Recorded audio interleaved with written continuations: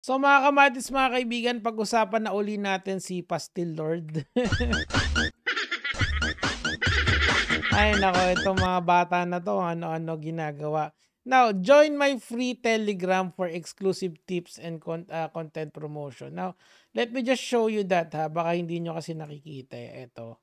Ayan o. Nakasulat yan dyan. Ayan. Okay. So, pag kinlik ko to, tantararan, pupunta ako sa Telegram group niya. Now, merong nagbigay sa akin ng screenshot nito kasi I do not wish to promote this guy's Telegram eh. Manonood na lang ako ng bold doon.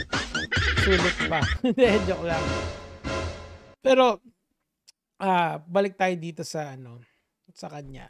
Now, eto yan eh. Panoorin na natin muna. Nakaka-cringe talaga. If you want to be at the top of your game, use this number one tool. Okay. It's a completely free at cellphone mo lang ang gagamitin mo. Parang narinig ko na yan. Completely free at cellphone lang ang gagamitin mo. Narinig ko na yan eh. Teka lang. Parang ano yan ah. Parang yan yung may course na napakamahal.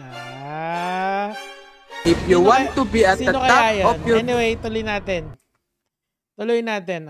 Game, use this number one tool. It's a completely free at cellphone mo lang ang gagamitin mo. What I mean by that, use social media. I tell you why.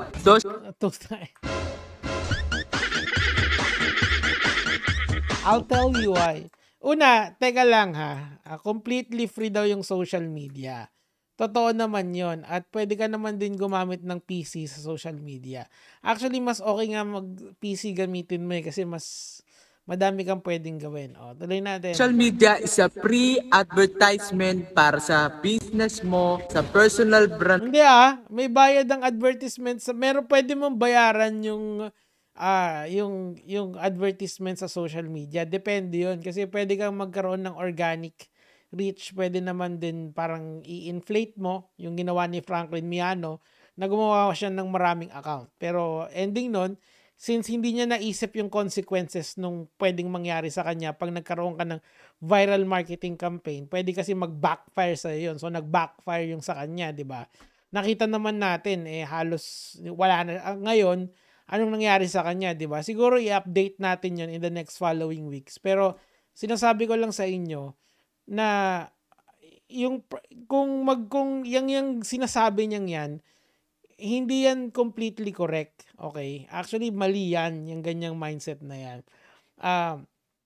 Kung kunyari malaking brand ka na rin mga Mr. Beast ka na, kailangan mo na ng PR team doon. Pero kung ganito ka lang, pwede naman libre, pero pwede rin naman magbayad ka. Actually, may paid ads kasi sa social media okay? I think yung kasi kaya pa naman like yung sa mga aso ko, kaya ko pa namang i-promote ng libre yun So ako, binibenta ko yung mga aso ko, kung di nyo lang alam, yung mga French Bulldog ko. Isa na lang yung natitira. Anyway, tuloy natin. Tignan mo na lang to si Diwata Pares. Hindi naman masarap ang pares niya, pero bakit siya pinipilahan ng maraming tao? Hindi, actually masarap yung pares niya. Kalasan ng normal na pares. Okay? Ito naman no? Bakit yung dinis pa talaga si Diwata, no? Actually, masarap yung pares niya. Lasang katulad ng regular na liempo pares na sumisikat ngayon. Okay, ikaw kaya, tatanungin ko, yung pastil mo ba masarap para ibenta mo ng 280 isa? Yabang nito hindi ba? 81 sale? Tuloy natin. Dahil lagi siyang nakikita sa social media, lagi siyang trending. Gusto na ng tao ngayon, kung sa kilala nila yung business, kilala rin nila yung may-ari. So ngayon hindi na ganon. So again, may hangganan yung viral marketing. And the end of the day, kailangan maayos yung produkto mo. Maayos yung personal brand mo. Miski may libreng social media, you really have to invest time and sometimes money sa personal brand mo. Ako, sa personal brand ko, butas yung tamit ko. Wala lang, nasa bahay ako tuloy. Ng business. Ngayon, kung di mo ginagamit ang social media, may na-miss kang something great. Parang lahat naman ng tao alam na yan. Na kailangan mo bang sabihin? Thanks, Captain Obvious. The world has changed. Marami na ngayong may hawak na cellphone instead nanonood sa TV. Kaso mas malaki pa rin yung reach ng TV dito sa ating bansa. Bukod sa social media, kasi lahat ng artista ngayon, bukod sa meron silang TV exposure na meron ng captured audience. Halimbawa, yung PBB, mas malaki yung hourly, yung minute per rate nila sa advertisement kaysa yung PBB sa internet. Gets nyo? Parang ito, kunyari ako, nagkaroon ako ng show, tapos marami kong commercial. Malamang million talaga yung kikitain ko. Dito kasi medyo less, okay? Thousands lang. Tuloy. It's a free money, it's a free advertisement. Ano yung free money? Yung social media? Diyos mo naman. Parang ang alam niya lang Facebook, TikTok eh. No? I mean, marami naman facets sa internet. Halimbawa, yung mga advertiser. Sa YouTube sila ganito, sa YouTube mas mababa yung bayad namin sa YouTube, pero mas stable kami. Kasi ang YouTube magaling sila talaga or ang Google magaling talaga sila sa mathematics nitong mga ganitong bagay. So ang ginawa nila, saktuhan yung bayad kaso yung audience mo at saka yung pagpo-promote nila sa'yo napaka okay. Hindi tulad sa Facebook na kailangan mo mag-viral. Kung wala kang viral video sa isang buwan, medyo mahirap yung kita. Saktuhan lang. Tuloy. Free software, CapCut lang gagamitin mo. Wala kang ibang gagawin, kundi i-film lang yung sarili mo, mag-video ka lang na mag-video, use social media to benefit your life, not to distract yourself, not to waste. Alam mo, siya parang yung style nito, parang lesser Josh Mojica yung dating. Ang iba lang sa kanila ni Josh Mojica, medyo natutong magsalita si Josh Mojica, pero nandun pa rin yung, 'di ba, yung mga hand gesture and yung flow ng pagsasalita nila is hindi ko naman sasabing scripted, pero may format sila sa pagsasalita eh. Kailangan matika. Alam mo yung parang denumero masyado. Hindi sila free-flowing. Like, kunyari magsasalita. Yung ganito, this is super free-flowing. Yung ganitong klaseng speech. Yung speech ni, sino to? Yung si Langga or si Sir Richard. Di ba yung mga TikToker na magaling magsalita ng ganyan. Ngayon, bakit ko binring up to? Tsaka yung kanina. Kasi etong si Idol, meron tong TG group. Ito. Yan. Ito yung sinasabi niya na free lang daw. Ngayon, good day. If may question ka about the following, how to conquer kasi yon. Wrong spelling na naman, Idol. Biruin mo, may Google na nga. Puro ka kasi social media. Yan tuloy, hindi ka marunong mag-spelling. How to go viral. Easy edit. Engage. Hashtag caption, best time to upload voice over effectively. Alam mo, itong mga ganitong bagay na to, matututunan mo naman yan sa sarili mo. Madali lang yung mga yan. Basic yung mga ganyan. Alam mo, ang hindi mo matututunan sa sarili mo, spelling. Depende sa tanong mo. Common questions pa lang yan. Kung feel mo alam mo na to, wala ka pang kahit 1,000 views. Exactly. One-on-one calls for 487 pesos. Pucha nga 500 pieces?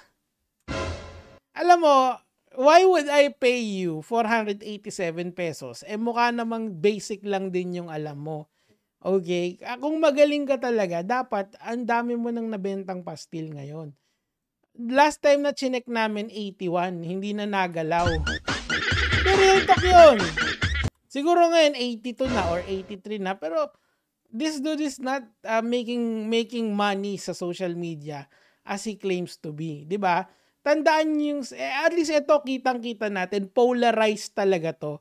Na kita mo 15 yung subscribers niya. Let's assume na yung 15 na yan. Nag-boom na paying customer kung may nauto siya, 'di ba? So 487 times 500. Yan. 487 pesos times 15 pala. 7,300 lang. I-add pa natin yung 22,000 na kinita niya. Gawin natin 23. So more or less, ang kinita mo lang sa social media ay 30,000 pesos. Tapos, 1/3 pa nung kinita mo ay galing sa pagtawag sa'yo ng 20-minute call. Ano ka ba? Akala ko ba gusto mo maging milyonaryo? Bakit biglang naging teacher ka bigla sa social media? Yan ang, teka nawala. Yan ang hirap kasi ngayon mga kamatis, mga kaibigan. Ang dami ng coaches na lumalabas. Hindi na nasasala kasi. This is why you need to get people na na alam nila yung sinasabi nila. Okay? Or kung hindi man nila alam yung sasabihin nila, sinasabi nila sa'yo na ito lang yung limitations ko sa alam ko. Halimbawa, hindi ako accountant, sasabihin ko sa inyo yan, this is not financial advice. Yung mga ganong klase, may disclaimer. Eto kasing mga to, wala silang disclaimer. Meron lang sila yabang at saka confidence, overconfidence. Now, siguro narinig nyo na tong konsepto na to and we will end here, yung tinatawag na Dunning-Kruger effect. Yung Dunning-Kruger effect is the lesser the skill of the person, the more na i-overestimate nila yung sarili nilang karunungan sa mga bagay-bagay. Gets nyo? Kaya kunyari, si Mr. Longbam, ang iniisip niya, dahil malayo yung range niya, kaya niya nang tapatan si Stephen Curry. Now, Stephen Curry is a professional NBA player.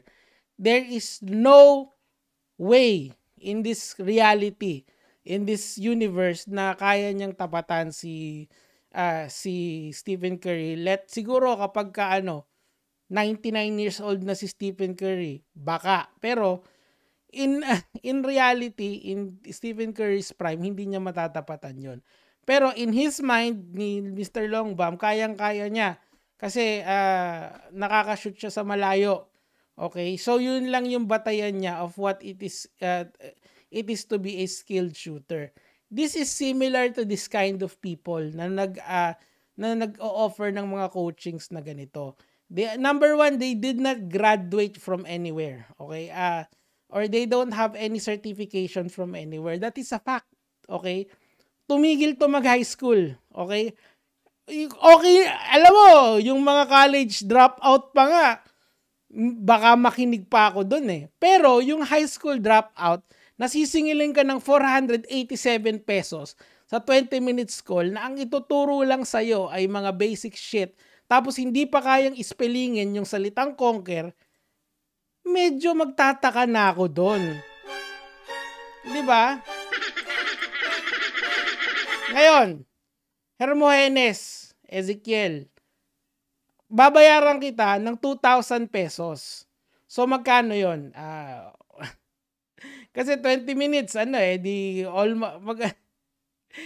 sige, 2,000 pesos, 20 minutes call, apat na 20 minutes yon. O, dito. 80 minutes yon, okay? Magbabayad ako sa'yo, tapos ire-record ko, tapos ipapublic ko. Tignan natin kung masasagot mo lahat ng tanong ko, ha? Wrong spelling, wrong, ha? At saka, pag mali yung words mo na ginamit mo, hindi kita babayaran, okay? Kunyari, ang comply, ginamit mo yung comply kung comply naman yung kailangan mo. So, mag-ready ka, ha? I-message kita. Tapos babayaran kita, tapos ipopost ko sa YouTube yung ginagawa mo. Hindi ko, David, ba't mo ginagawa yan? Kasi I don't want na kahit isang tao ang ma-inspire dito sa katangahan nitong tao na to. Kasi mali yung ginagawa niya. Kalokohan yan. Biruin mo, spelling na lang mali pa. Putya, may Google naman. O, yun lang. Abangan nyo. Gege mga lods.